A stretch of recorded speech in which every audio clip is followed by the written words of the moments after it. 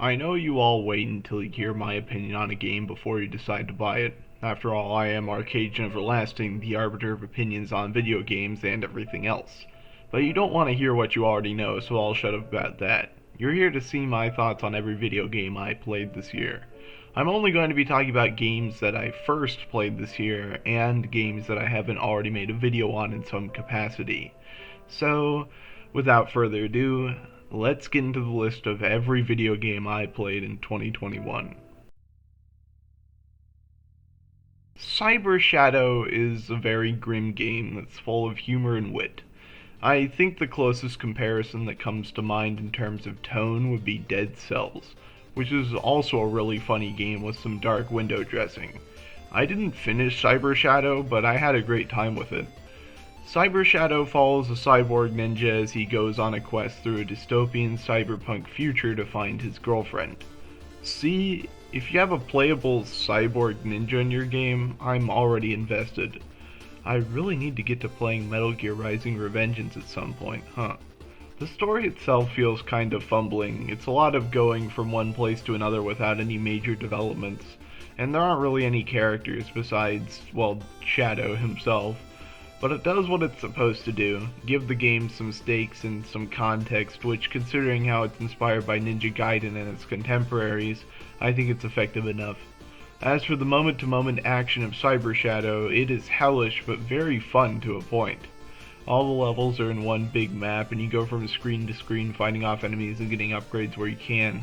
It feels almost like a Metroidvania in some respects, with you exploring every aspect of the map, even if it is ultimately a linear path. The game incentivizes exploration by having each chapter have a completion rating, so it's not like there's nothing to be doing if you want to break from the main game. Also, the game really makes you feel like you're playing as a ninja. You're slicing and dashing and wall jumping and parrying all over the place, and it's just so goddamn fun. The only issue I have with it is that the fire breath thingy doesn't really mesh well with the rest of Shadow's kit, but his kit is so fun to play around with, otherwise I don't really care. Towards the end of the game, however, the difficulty starts to become filling the screen up with as many enemies as possible, and honestly, I don't care for that. It's a very artificial way to increase the difficulty, and it doesn't feel fun to play at all, which is why I just quit playing. The presentation of the game is excellent. It's all like an NES game, and from what I've heard, the entire game is actually possible to fit onto an NES cartridge. Now that's a project I'd like to see come to fruition at some point. Cyber Shadow NES cartridge. I'd buy that just for the novelty of it. Overall, a very solid game, though the end game is way too artificially difficult for my liking. Good job, Yacht Club. Not quite another Shovel Knight, but what could be. I didn't get very far into this one. I'm a big fan of the first two Donkey Kong Country games, so when it was time for Diddy Kong's girlfriend Dixie Kong to go on an adventure, and by that I mean when it came to SNES and Nintendo Switch Online, I was ready to sit down and play through it. However, I just couldn't. There are a few reasons for this, but first let me talk about what I do like. Compliment sandwich and all that. As usual with the early Donkey Kong Country games, the presentation is on point. You'd think the pre-rendered SNES sprite work of the game would age poorly, but it still looks really fresh in the modern day. And that's really the best part of this DKC trilogy for me, the graphics. I'd honestly love to see an uncompressed version of these games someday, though obviously that'll never happen. The renders are just so cool to look at, move around, and the animations are so expressive and cute. From a gameplay perspective, this is easily my least favorite Donkey Kong Country game because of one thing that seems really petty: progression. In the first two games, progression is fairly simple. You go from point A to point B on the world map and go through various levels where you have to reach the end. Donkey Kong Country 3 decided to get experimental with this aspect despite not changing any other aspect of the game significantly. So, even though I was conditioned by the first two games that this would be a similar experience, the actual experience I got was completely different. I can appreciate this, but due to this non-linear level design, which led to me being stuck in a sawmill for an hour, I had to give up on this one entirely. I also really just don't like Kiddy Kong, but that's a pretty petty point. Baby characters just suck. This one I also haven't finished, but I liked what I played of it. It's just a ton of fun to barrel through 3D environments as Sonic. Seriously, why did they give up on this formula? I love it to pieces. Sonic is so fun to control here. It feels like such a natural translation from 2D to 3D for him. The only real thing I hate about Sonic's playstyle is the fact that rail grinding exists, like at all. It's so sensitive and annoying to put up with. If it was cut from the game entirely, I wouldn't miss it at all. The other two playstyles are fine, I guess. Knuckles feels a lot more refined here. I like snooping around and digging for emeralds in theory, though the radar isn't tuned to all of the emeralds anymore, which is a pain. Plus, a lot of the hints are super vague. Aquatic Mine in particular has you shifting the water level several times and it's super boring, but at least it's over in under 10 minutes. But then you get to Death Chamber. This place just feels way too cramped. I hate it. As for Tails, well, the mech gameplay actually feels like you're stomping around in a mech. It's just not fun. Like, maybe I don't want to actually stomp around in a mech. Still, we need more 3D free camera Sonic games. Please, I really want more of this. The story is cheesy but fun. So much of it is ridiculously campy, and I love it. It's a little edgy. I mean, this is the game that introduced the red and black hedgehog who swears named Shadow, but I don't mind. The game's got a lot of heart, and it feels very earnest in what it's trying to do, despite the voice acting having no direction. When Sonic says "Sayonara, Shadow the Hedgehog," you really feel that, you know? It's no masterpiece of fiction, but it's definitely something that I think is worth giving a shot.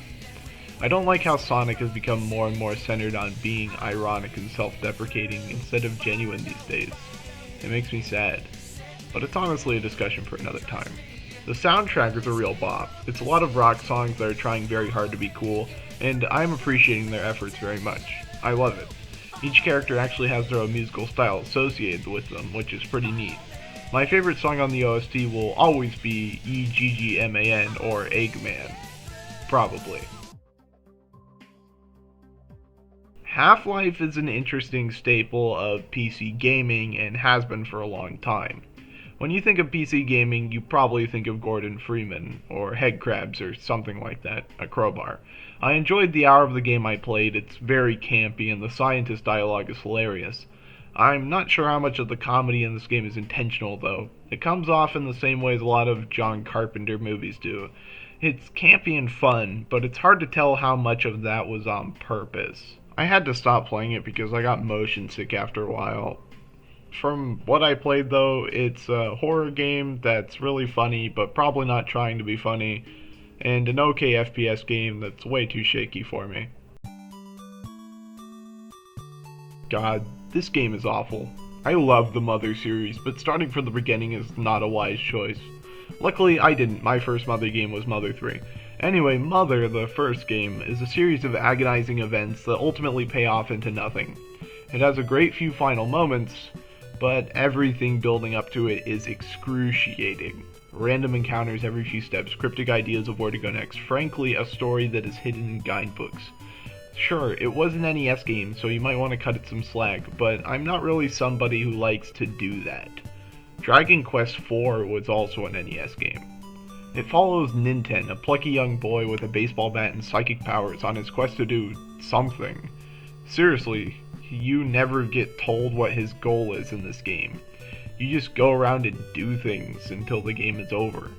One particularly cryptic section is where you have to find a cactus in the middle of the desert that sings a melody. The catch? There's no fucking way to know what cactus it is. That's right. Hell, there's nothing in the game that tells you to even look for a cactus. I only know because I had heard about this infamous cactus before. But that's nowhere near the worst part. Like, if it were just that, the game would be tolerable. Oh my god, this game's encounter rate is atrocious, but the encounters themselves are even worse. Every fight is a hellish nightmare of difficulty. I had to grind several times throughout my playthrough just to win even against regular enemies, which is not what this game was going for. There are living tree enemies that explode when you kill them, and most of the time they will deal more damage than you have HP for. Why is this a thing? Why? Itoi wanted to make a game about childhood whimsy and failed on all counts. Instead, it's about childhood frustration and baby rage that I get. At least Pollyanna is good. Bowser's Fury is such a weird game. It really came out of left field and was probably the only interesting thing at the entire Mario Anniversary Direct. The game was a hotspot of discussion rumors because we barely got any information on it. It was an incredible trailer that just showed a giant cat bell and some heavy rain, and of course a title. Players had no idea what might be in store for them. Flash forward to now, and Bowser's Fury is an exceptional game in the series. It was a bit of a bland experience in terms of theming, but that mostly has to do with 3D World as a whole being its base. There's not a lot of things going on in Bowser Fury's theming beyond, look, everything's a cat. That being said, from a plot perspective, it's actually quite unique. Not only did they bring back EGAD's paintbrush, but they also just made a game that's about Bowser Jr.'s relationship with his dad. That's really bold, I think. We don't get to see much of Bowser Jr. beyond being a henchman for Bowser usually. I do have a gripe about how they made it Bowser Jr.'s paintbrush instead of the original EGAD paintbrush from Sunshine, because that removes the fun war profiteering undertone that the original game had, but whatever. It's neat to see it in an actually playable form for the first time besides arguably Super Smash Bros. Gameplay-wise, this is the first Mario game to have a fully cohesive world that's in a single map.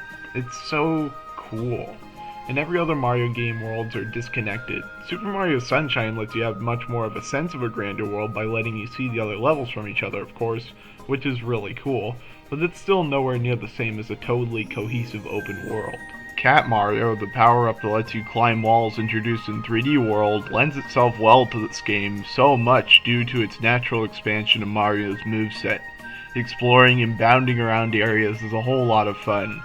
My only problem with this setup is that you can lose the cat bell and you have to go look around for one to get back to exploring, but that's honestly a pretty minor complaint because it's not too difficult to find another one.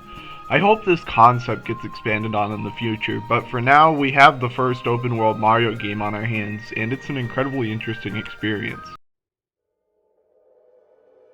Ah, Homestuck. How I have wasted so much precious energy on you. So this review will be brief. Pesterquest is a game where you talk to all of the Homestuck characters to learn even more about them, as if we didn't know more than we needed to already. Anyway, that's basically it. You go on friend hangouts with people. It's alright, I guess. It's got a lot of timeline bullshit, and honestly, I just want Homestuck to be over. I want to see what Andrew Hussey would make if not Homestuck. I'm so tired of Homestuck, guys. This is a weird game to see here. I have a love of licensed games for some reason, and a major hyperfixation of mine earlier this year was Adventure Time. I love this show about a boy and his dog friend and intense world building surrounding a brutal nuclear holocaust. But right now I'm talking about a non-canon game titled Pirates of the Enchiridion, where the land of Ooo becomes flooded and it's up to Finn, Jake, their vampire friend Marceline, and their robot roommate, Bimo, to save the day. I'm not entirely sure what Bimo's relationship to them is, and I've seen the entire show. He just sort of lives with them, I guess. This game is really interesting because it's a turn-based RPG. I know, that's really weird for Adventure Time, right?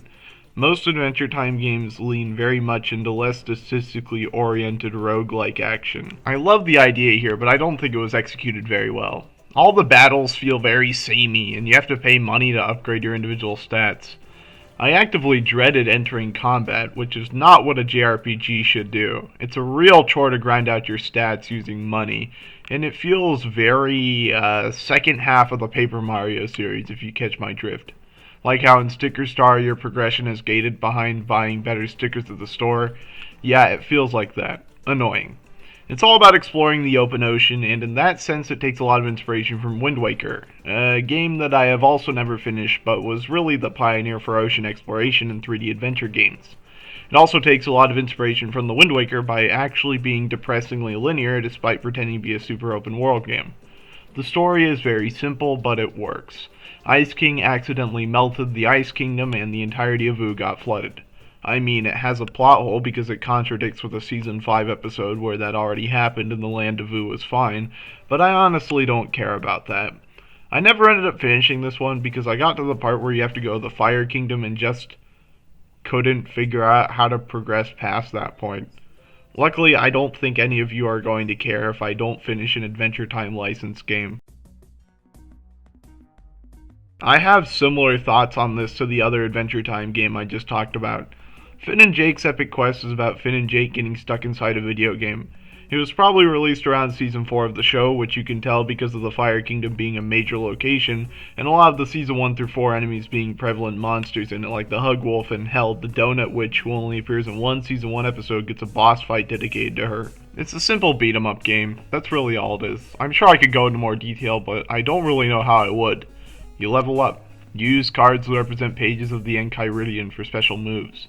It honestly feels like a browser game in some regards due to how bare bones it is. Despite this, I did finish the entire thing and was fairly satisfied with my experience. It's fun. The final boss being Death was really cool. Death has always been one of my favorite Adventure Time characters, and I hope his voice actor rests in peace. I didn't finish this one, so take my opinions with a grain of salt. I know you've probably heard that a million times by now. A story about aliens trying to stop Gygus that we ultimately know are doomed to fail. A backstory for Buzz from Mother 2, the time-traveling fly from the beginning. What? That's all so damn cool. I wish I could have seen where the story went with the concept, but I never finished the first chapter because it didn't really grab me. First of all, the progression is a bit obtuse. Like, you're supposed to get a thing for a Mr. Saturn to go up a tower, but you can't get that thing unless you go up the tower and learn that you need to go get it. I absolutely hate when games do this. But that's just a minor nitpick. The problem is that there are a lot of other minor nitpicks that add up to a big one. For example, your best move costs 0 PP, and it's just where you use tentacles to attack the enemy. Why bother using PSI? Seriously, there's no reason to ever use PSI. Also, this was made in RPG Maker and it shows. You can't move diagonally like in other Mother games, and the battle sprites are jarringly bad. The battle text is improperly punctuated, which is such a stupid nitpick to be making, but honestly, I want this to be so much more like a Mother game than it is. It was nowhere near what I expected it to be, as it was hyped up as the most amazing Mother fan game ever, and it was just okay. The presentation is very not Mother, and it just throws me out of it. I hear there's a remake in the works, so my fingers are crossed for that. Until then, I don't know if I'll return. The plot seems genuinely interesting, and I want to see the end of it someday. Dragon Ball Z Kakarot is the definition of wasted potential. A playable retelling of the entire DBZ story as an open-world action RPG? I love that concept. That's a great idea. It could even be a way to revisit Dragon Ball Z and make improvements where the original story was flawed. But not only is the story essentially identical to the original anime, but so is the pacing. By that I mean, there's so much nonsense that makes the plot go at breakneck speeds and you never really get time to breathe. Every cutscene is just the same scene from the anime, and the shading just makes otherwise decent looking models look weird. I don't like realistic shading on cartoon characters, it's yucky. But then we get into the gameplay, and the gameplay is just repetition personified. You fly somewhere, you fight something, then you fly somewhere and you fight something. I know you can chalk down any game to a simplified loop like this, but here it's just so easy to notice. The fights aren't even interesting. You just have to survive and dodge attacks until you kill the thing you're fighting, then you move on to the next thing that you're fighting. Your fingers will get sore from the amount of clicking you're doing in this game. Every fight is against an HP sponge of monumental proportions that involves you just clicking away to deal damage and then hitting the spacebar to dodge. It's so basic that it hurts. It wouldn't be so bad if the game weren't so long, or if it were a turn-based RPG so I could at least turn my brain off a bit, but you have to pay attention to every fight or else you will die. The game conditions you to play it mindlessly through every boss encounter being piss easy, but then does the opposite with the boss fights. It's stupid, and it really sucks for a game that could have been so interesting. The exploration is fun in theory, but there's nothing really worth exploring for. You might find the occasional neat character interaction, but for the most part all you find are cooking ingredients and enemies who are, again, piss easy. It's really just not fun at all. A saddeningly boring take on Dragon Ball. You know how there's always those weird games on Nintendo Switch Online that get added that nobody gives a fuck about? I played one of those games and I nearly beat it too. Prehistorik Man is something. I don't really know what to say about it. It's about a caveman who runs through levels. Every level is surprisingly unique compared to the last, and there's a significant amount of gameplay variety. One level you're running from the lava volcano, the next you're going to the forest that's on fire because of that volcano. The lava can catch up to you, and the forest fire involves you platforming on spears that you throw to climb up trees. It's weirdly dynamic and reliant on continuity for being a Super Nintendo platformer, and I can appreciate that. That being said, I never finished it and I don't really know if I want to. It's not super interesting, but it does have some impressively expressive sprite art. I particularly like the main character's pained animations, those are pretty good. I don't feel very strongly about the experience on the whole though. I played it on a whim, and I dropped it on a whim. A simple but fun rhythm game that's a celebration of the history of Newgrounds, a Flash website that's been around for almost 30 years. No, seriously, I'm not kidding when I say it's that old. But Friday Night Funkin' is about a guy who wants to go out with a girl, and he has to rap a bunch of different people in order to do that. This premise leads to some exciting Monster of the Week scenarios. You have to rap against her mom, her dad, a senpai from a dating sim. You even rap against the Take Man, like the guy from the Newgrounds logo. I enjoyed my time with it as someone who grew up with Newgrounds, and I'm very excited to see where it goes next. I definitely don't think it's as amazing as it's being made out to be, but it's always nice to see an indie project go so far. Being completely open source definitely ups the cool factor in my eyes. A lot of the mods are really inventive. Chrono Cross is a mess of a game. Jesus Christ. It's like they took everything from the first Chrono game and just decided to throw it all away. The amazingly expressive sprite art? Gone. It's totally out the window. Instead, they went for a 3D look like Final Fantasy had on the PS1. It's by no means terrible, especially for the time, but it doesn't look anywhere near as good as Chrono Trigger did. The models are lifeless, and so are their animations, but again, it'd be forgivable if that were my only major gripe with it. Games were just going 3D at the time. Though I don't like how they removed the fact that there is no transition to a battle screen, and instead went the Final Fantasy route of having a battle screen. It's a big reminder that you're in a game, and one of the things I appreciated most about Chrono Trigger was the lack of a battle screen. The story has become a complete mess. What was originally a very focused game about killing Lavos is now about something, I guess. Surge is trying to find out why he was displaced in another world and proceeds to do several things that don't bring him any closer to this goal at all. I genuinely have no idea what the game plan in this game is. What are we working toward as a party? Also, speaking of the party, there are 45 party members. 40-fucking-5. What happened to the small but balanced cast of Chrono Trigger? I'm going to admit, I didn't finish this one. Yeah, give me all the shit you want for that, I don't care. I'm not going to waste my time on a game that I hate playing. I got to the pirate ship dungeon and I gave up because not only is the story utterly boring, the gameplay is as well. You have to use your spells as items and equip them into slots, and all the characters are homogenized for no reason. It's just such a terrible way to take a game that was pretty much perfect and then completely change everything about it that made it work. It'd be one thing if they used the opportunity for next time, but after this there wasn't a next time. So I single-handedly blame Chrono Cross's lack of understanding of what made the Chrono Trigger great for killing the Chrono series. I like experimentation, but I honestly would have preferred this game not be attached to the original game at all. I haven't finished Nocturne. From what I played of it though, I really liked it. Set in an upside-down version of Tokyo where everything is different and demons abound, you play as a demon on a quest to find your place in the world and recruit other demons to your party. Though the story is really dark and incredibly oppressive with this gritty, post-apocalyptic tale of woe, it never takes itself too seriously. The atmosphere and lighting are so dark that it makes it hard to see things sometimes, but then you talk to NPCs who are cute demon dogs that talk about being misunderstood. I really like that, it's a funny juxtaposition. Demon catching isn't like a typical monster collecting game. You have to convince them that you're worth joining up with, and each demon has their own way of going about this. While some might want your items, others will join you if you hurt them enough. Some even join you without your consent in the matter. It's just a really interesting way of getting a party together. Talking it out with monsters.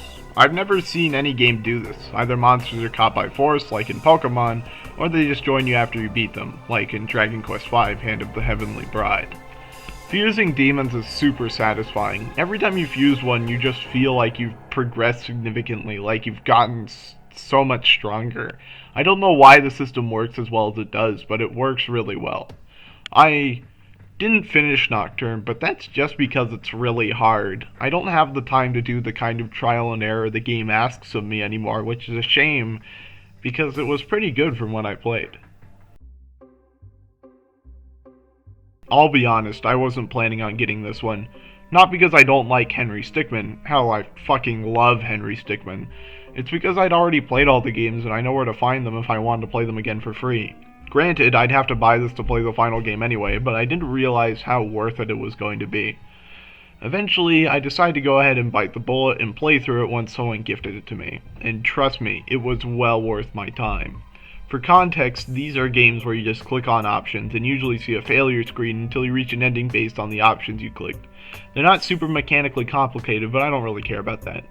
The sheer nostalgic rush I got from replaying the first 5 games was exhilarating. After all, the last time I'd played the last of these games, Fleeing the Complex, was when it was released in 2015. That was 6 years ago. I was 13 years old. Seeing all of the loosely connected pop culture references again really gave me a fun evening when I played through the entirety of this game. What makes it even better is that a lot of these things I learned about through these games. I only knew what head crabs and crowbars were because I played through Stealing the Diamond when I was 10. If I hadn't, I'd have no idea. What blew me away the most, though, was the way the endings combined. In the final game, you have to pick which ending you got in infiltrating the airship and fleeing the complex in order to get the route you're going to have. This leads to 17 possible unique endings that all build off of these, and they're all super cool. One has you storm the Toppat Clan space station, and Charles, your helicopter buddy from infiltrating the airship and fleeing the complex, dies in a Chrono Trigger reference. Another one has you take over the Toppat Clan space station and turn it into a hotel resort. For comparison, the amount of endings in Fleeing the Complex, the latest game in the series before this, was 5, and they were all simple variations on getting out of jail, most of the difference being whether or not you escaped alone or with help from someone. This game was the big, grand gesture to end all of Henry Stickmin. Not all endings are made equal, however, as the ultimate one where you send a package back in time to escaping the prison will always be my personal favorite. It's just such a brilliant reveal that Henry is a self-perpetuating chaotic force.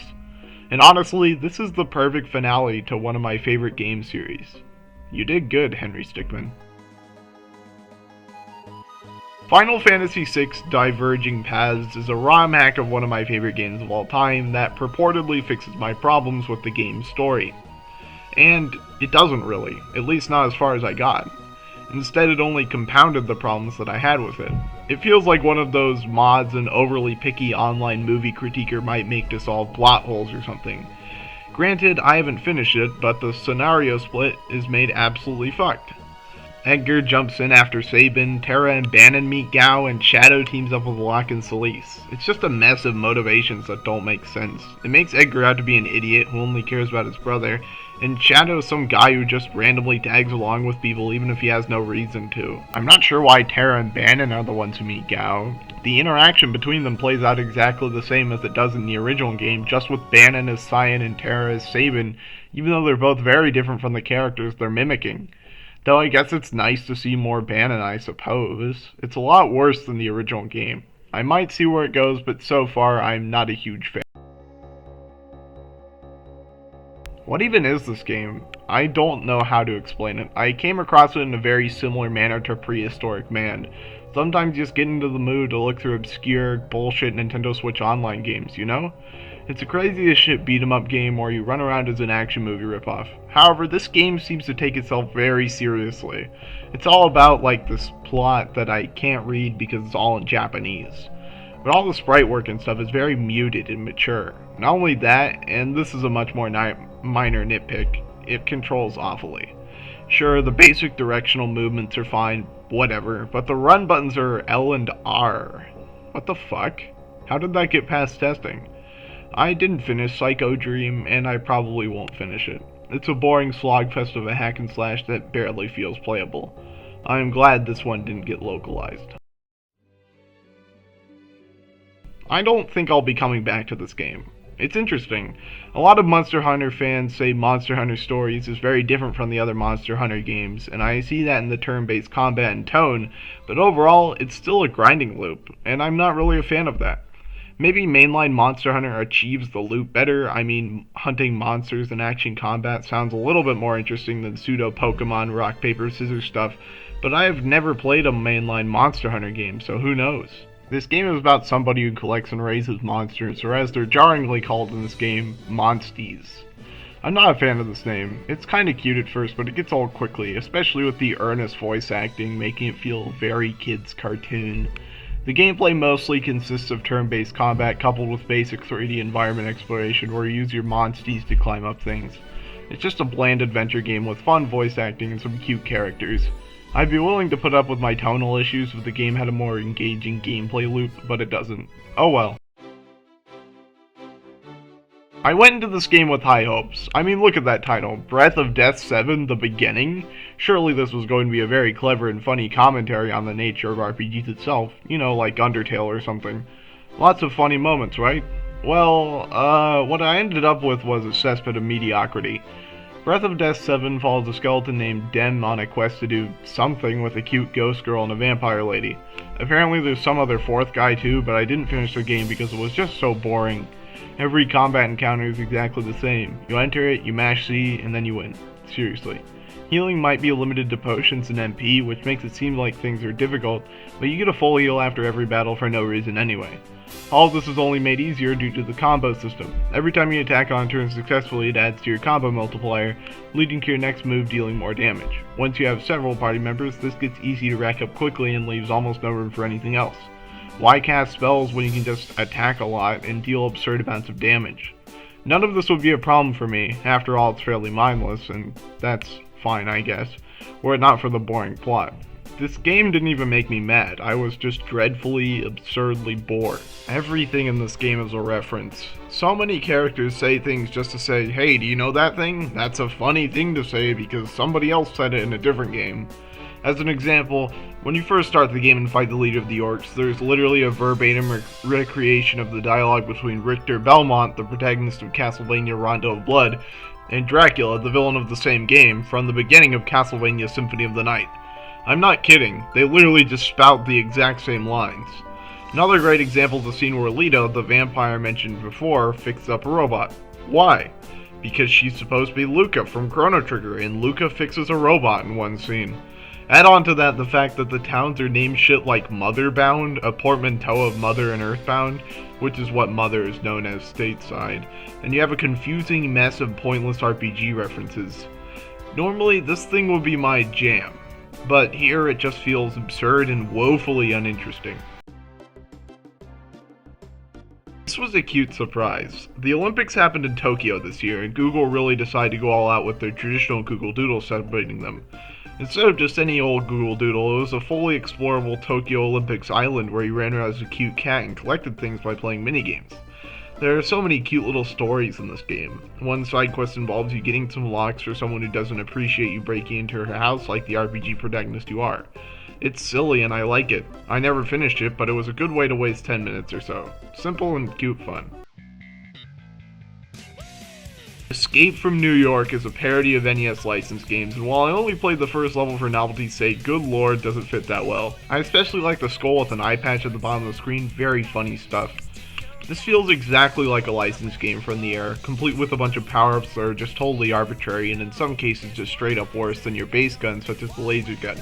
I just love this as somebody who's played a lot of games like this, and even has a cool looking CRT filter which I can always appreciate. Somari is a very interesting port of Sonic the Hedgehog to the NES. It functions, in fact it's a pretty solid port of it, but the weird part is that Mario is the main character instead of Sonic.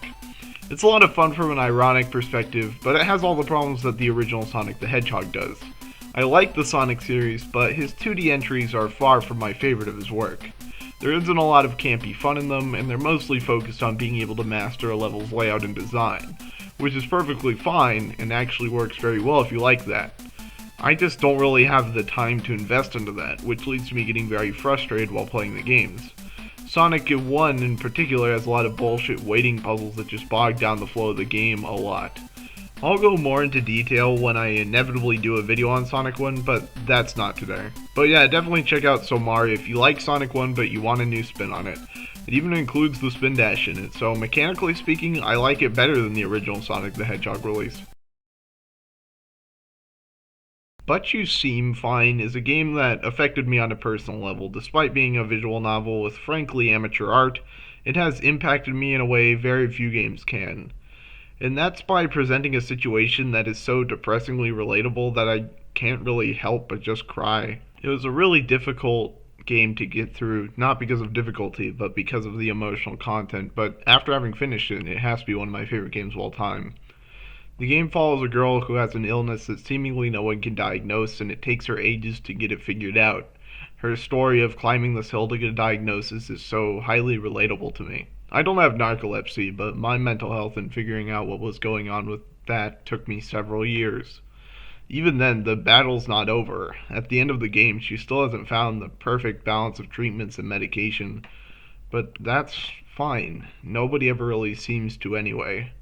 That's just how it goes, and she's still able to be happy besides that.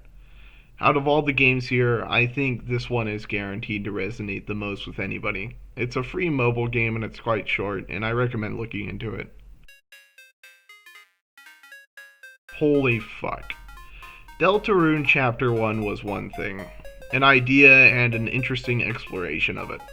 With some great character, animations, and interactions, and a compelling setting. Deltarune Chapter 2 is on a whole other fucking level. God.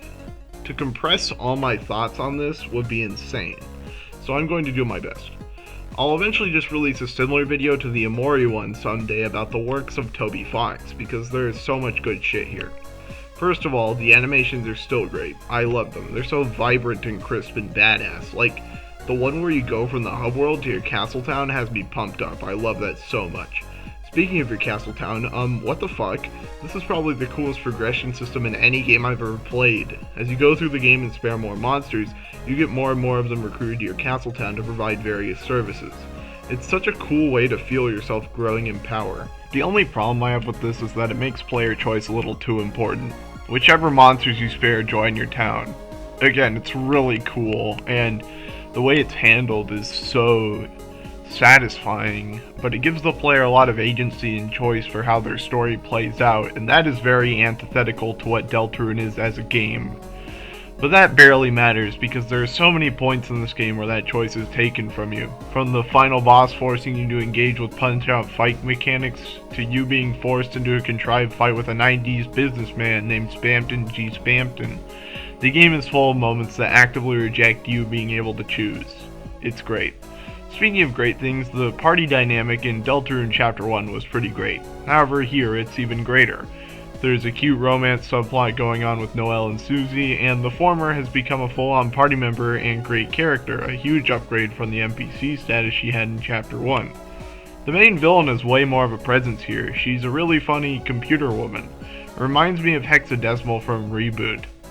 And the twist at the end, holy shit. Deltarune Chapter 2 is probably going to be one of the best chapters of the game, even when it's finished.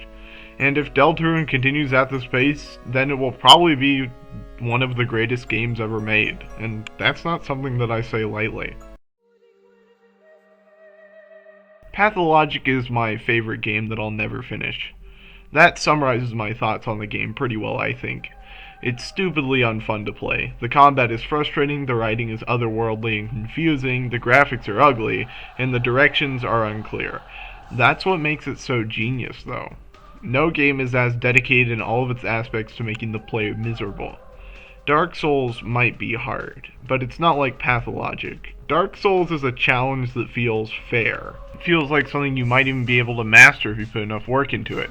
However, Pathologic constantly fucks you over whenever it can. You think you're good at getting food? Food prices ramp up a day after you think you've gotten the hang of it.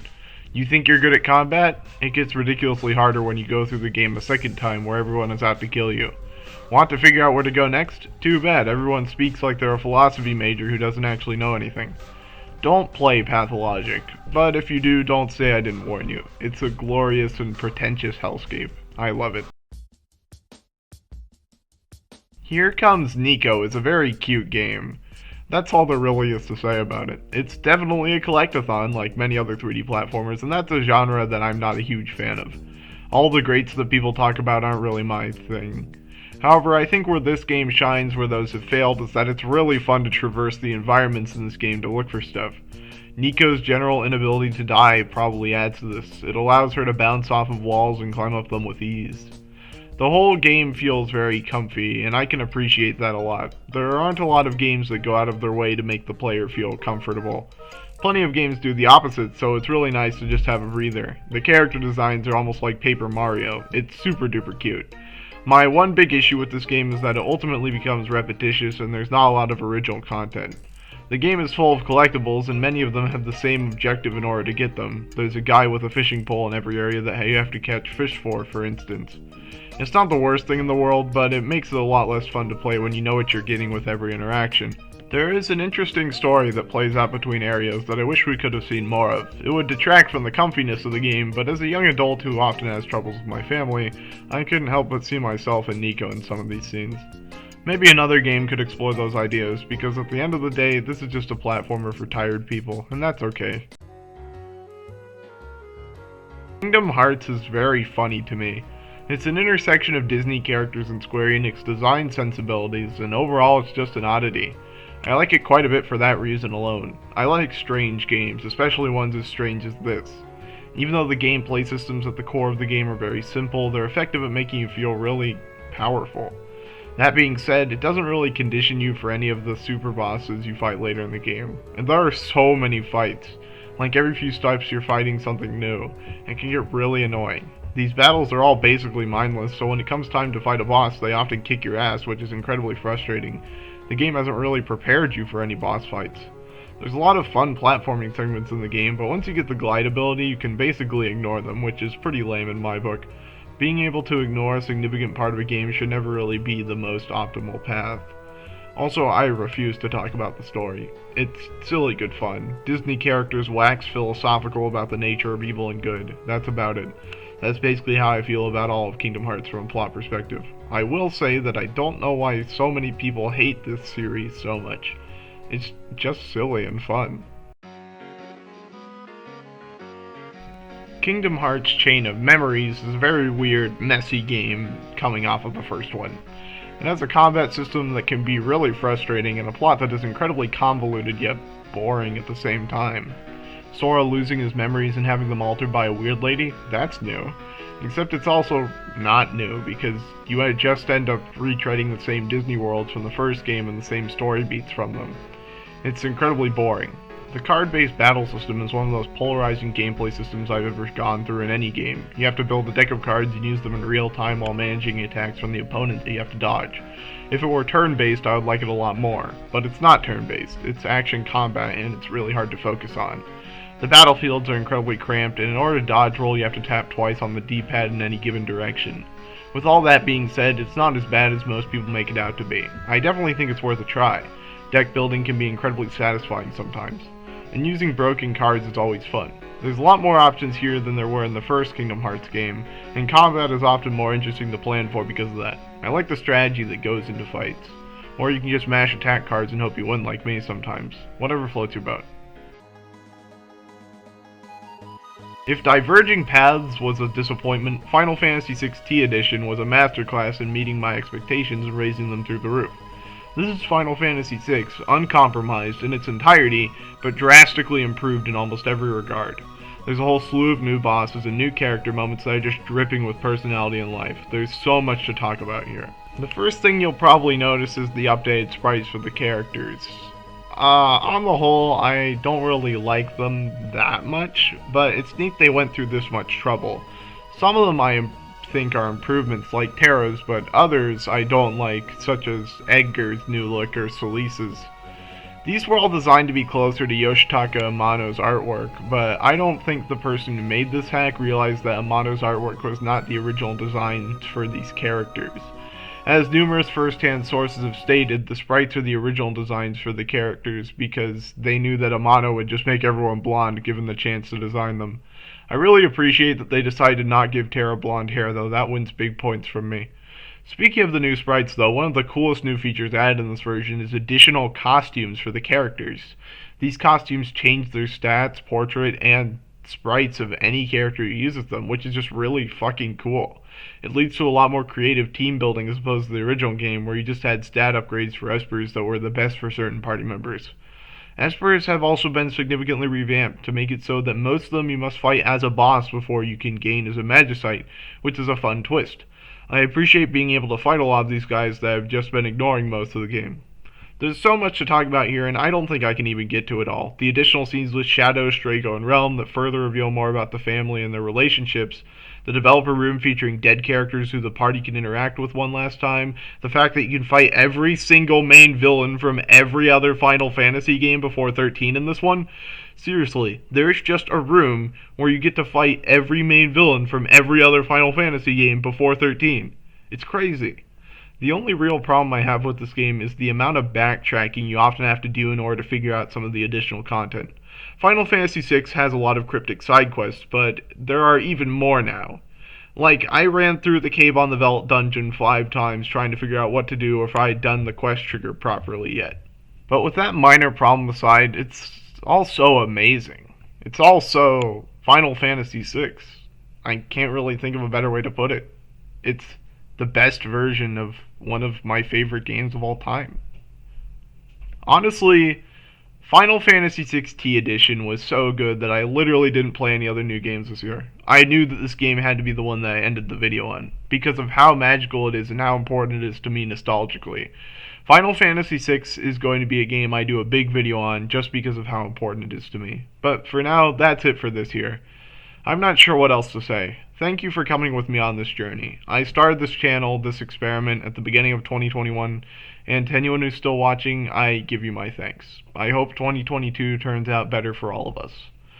In the immortal words of Arcadian Everlasting, this has been Arcadian Everlasting, signing off. Thank you for watching.